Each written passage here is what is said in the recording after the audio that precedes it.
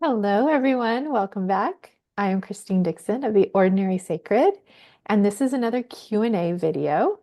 And this person asks, how do I unblend from parts? I love this question. This is by far the most common question I get. Probably every time I put out a Q&A on Instagram, I get this question. And I love it because it really is what IFS and healing is all about. So, what first, what does unblend mean, right? What unblend means is that one becomes two. So, it's like certain parts that are feeling really desperate, whether it's a protective part that has a really extreme role or an exile part that has really extreme emotions and beliefs takes you over and it feels like it is you. That's when you're blended. It's like it's in the seat of consciousness. It is you. It's identified as you. And you are one thing. You are angry. You are terrified, overwhelmed. You must do this thing or else, right? So you identify with it and then it becomes two. Okay, so now there's the thing, the the anger, the overwhelm, the urge to do something, and there's the one who sees them. So often the way that I describe unblending is just the phrase, I see you. The I is the self, the non-judgmental, compassionate witness, and you is whatever part or parts. I see you and you and you and you and you that are feeling active in any given moment. And so IFS is not about trying to suppress those parts and just be in self. It's always relational. It's about the relationship between the self and the parts, who, when the self is present, the parts can fully express themselves. That they're angry, that they're sad, that they're afraid, that they feel like they must do this thing or else. And the self listens and witnesses and gives them attention, knows they make sense, and is this beautiful witness, right?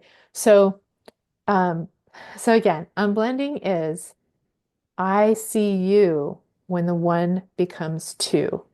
So how do we do this, right? When we're so overwhelmed and blended with parts, how do we unblend from them? So the first thing I want to say is probably the biggest thing that I recommend over and over and over when someone's starting IFS or any kind of healing is what I call a noticing practice.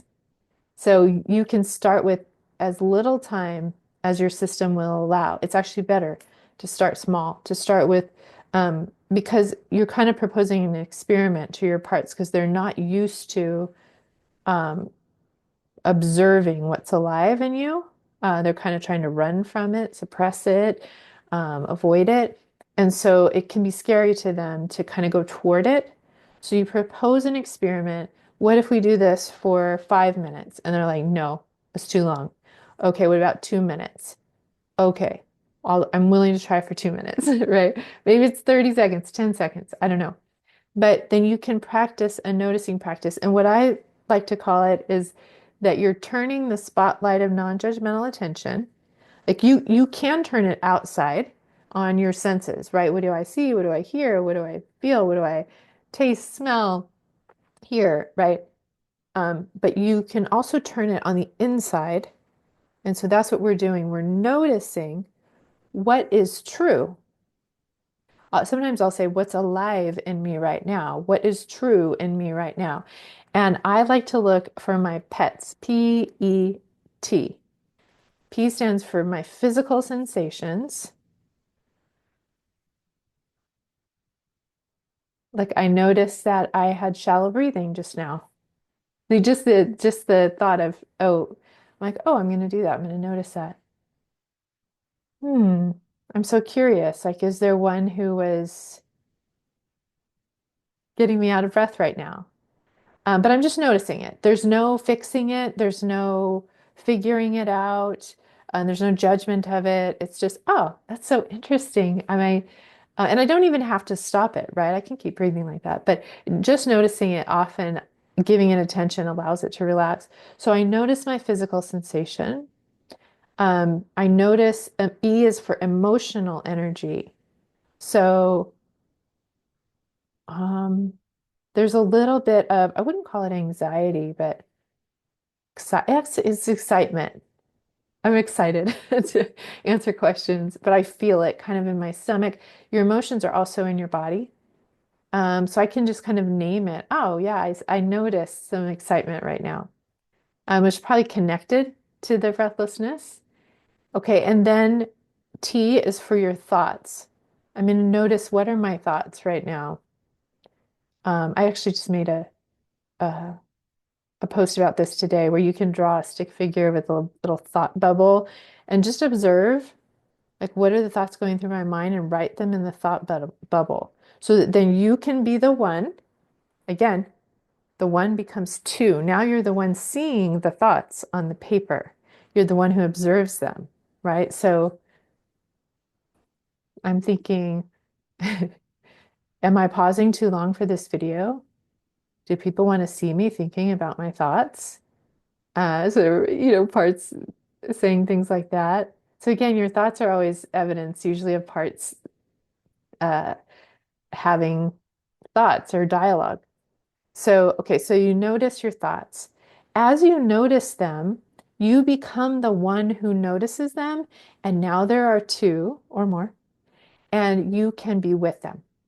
Now, a second step beyond that, I would say, is even if there's separation, you still may have a part witnessing another part. So in IFS, a really big question, once you do have the separation and you can notice it, is just how do I feel toward this, right? So I notice the shallow breathing and I'm like, how do I feel toward it? There's a little part, it feels like it's up here, that's like judging it, like, what's wrong with you? Why are you anxious? What's wrong, right? It's kind of like a analyzing fix it part. And I can ask that one to give me space. And then I feel love and compassion and curiosity around why there's shallow breathing.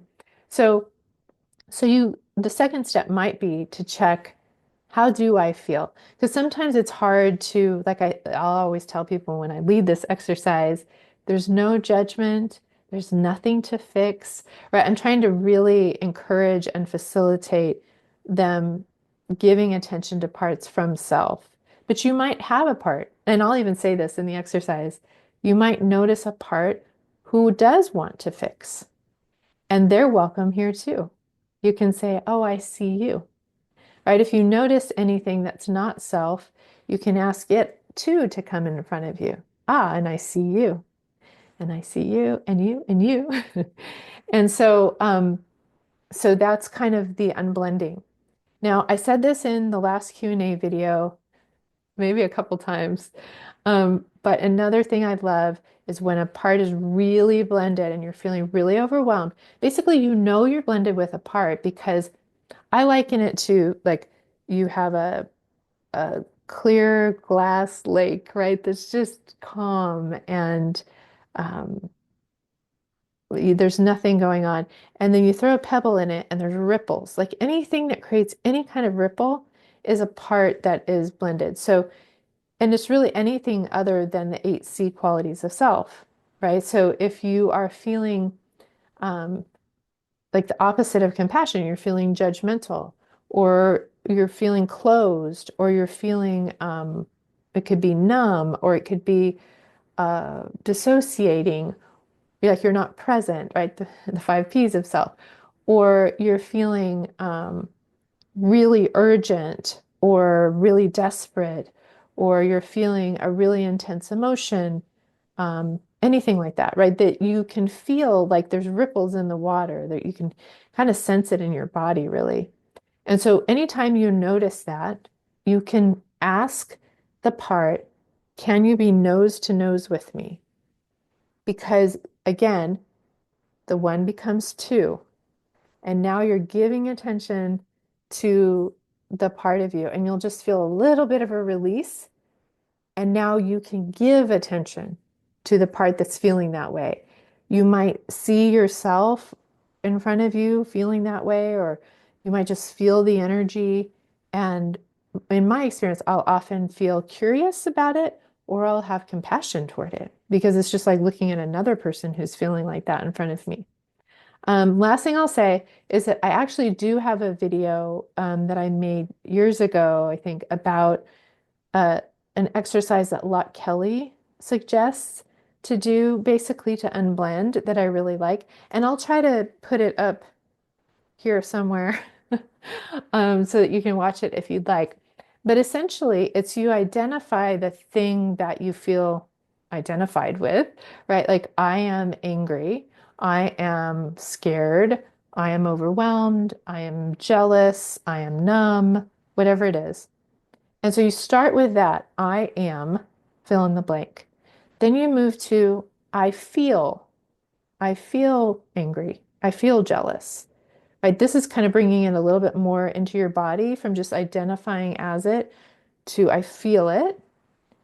And then the next one is I am aware that I feel. Okay, so you can kind of see the separation of the two. Now there's one who's aware of the feeling in or around the body, right? Of being angry or jealous or numb or whatever it is. And then the final one is I am aware that a part of me feels fill in the blank. And so if you can gradually move your awareness like that, and you might even have those four statements on a paper on your mirror, and when you feel blended, go through them, right? Like, I am anxious, like I am terrified. I'm terrified right now. And you go to it and you say, I'm terrified. I'm terrified, right? You might even say it a few times. And then I feel terrified. Yeah, I feel it in my body. I feel terrified. I am aware that I feel terrified. Like you'll feel a little bit of release even from that. I'm aware that I feel terrified. Who is it that's aware, right? And then I'm aware there's a part of me that feels terrified. Now, the one who can give attention to the part who feels terrified is bigger still. And then you might again ask, how do I feel toward the terrified one? Oh, I'm really overwhelmed by it. I want it to stop. Okay, I see you too. Can you step in front of me? Until you can be the presence that can hold all of the parts that are active in you in any given moment. So I hope that's helpful. Um, you can try one or all of those things. And if you have any other questions, you can leave them in the comments, or if you have any tips or suggestions of things that help you unblend from parts, please feel free to leave them in the comments as well.